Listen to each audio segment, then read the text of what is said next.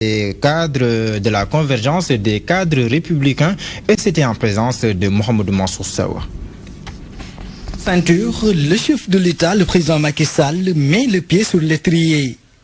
2020, le chef de l'exécutif annonce des réformes, la machine est donc mise en branle. 2020, il faut attacher le ceinture parce que ça pourra tanguer. Mais il faut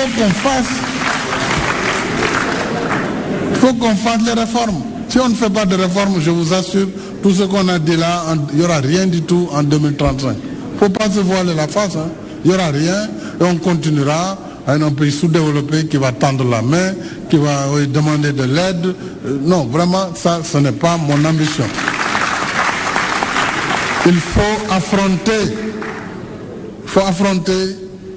les forces tapis qui sont des forces qui empêchent d'avancer.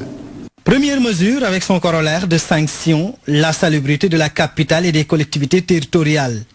Le président sort ainsi la cravache. Nous allons prendre une loi ces jours-ci pour faire obligation avec des sanctions dures au plan pécuniaire et au plan pénal. Pas de raison que moi je veux construire mes R+X et puis je jette la saleté dans la rue. Après moi je vais récupérer le loyer, et je ne vais pas paver le trottoir en face de chez moi, mais qui va le faire à ta place? Donc ça on va mettre un terme à ça. Tous les pays développés sont passés par là. Très en verve, le leader de l'APR n'a pas mis de gants pour vouer aux gémonies, ce qu'il appelle des oiseaux de mauvais aloi concernant le service de la dette. Ah, la dette, oui, la dette, nangam, nangam. Quelle dette? La dette, nous, on ne s'est pas endetté pour faire du fonctionnement ou pour entretenir des fonctionnaires ou des politiciens. Nous sommes endettés justement pour les accès universels.